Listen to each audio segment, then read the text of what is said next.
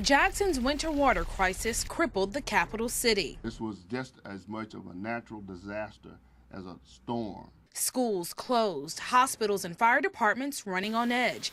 A daunting message from the mayor fueled a flood of fears. But I cannot guarantee that this won't happen again. The cause, according to the mayor, a week of freezing temps caused yazoo clay surrounding the city's pipes to shift. All the movement made the pipes break. It's not likely that's the real reason that all the pipes broke.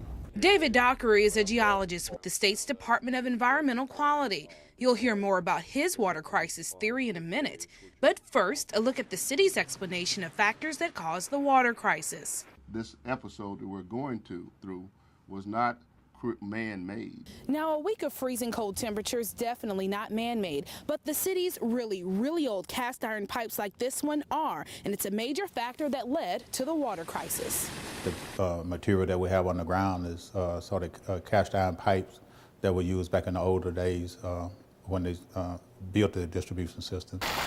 In fact, the city's oldest water lines are, get this, more than 100 years old. Water lines downtown haven't been replaced since 1926. Well, over the years, it began to deteriorate, and the joints, as time passed, become weak. Cast iron can crumble and crack quickly under extreme cold or even hot temperatures. No wonder Jackson had so many breaks. After more than 100 years, cast iron still makes up 80% of the city's water lines. So that type of material don't bend as often. And because it won't bend, it breaks. I did some digging through the last 7 years of waterline repairs. The city's responded to nearly 13,000 waterline breaks. That averages to more than 1,800 a year, 150 a month, 5 a day. During the January water crisis, there were more than 100 in less than 2 weeks. So even though we have older lines, the weather and the ground shifting is what caused them to break. Now, when he says ground, he's talking about yazoo clay, or our second factor. Now, let's get back to our geologist. He says the fickle nature of yazoo clay can cause cities a lot of frustration, but it's not the main reason the pipes broke. Basically, it's the very cold water that's being pumped through the city's pipes that are causing the breaks in the seals and the cracking pipe. You see, the city of Jackson runs on surface water from the reservoir. When the cold weather hit, the water chilled out too.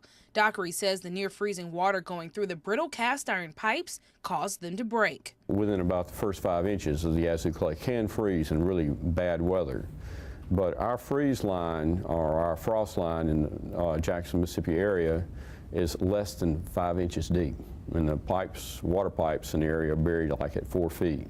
But through several water crisis news conferences, no mention of this issue until I asked. As the colder water do go through and the pipes become cold and the ground shift, it do become a little brittle. So now we go back to the city's old, brittle cast iron pipes. But there is an alternative. Plastic PVC pipes like the ones you see here. The plastic pipes pack a better punch against cold and yazoo clay than cast iron does. It has more flexibility.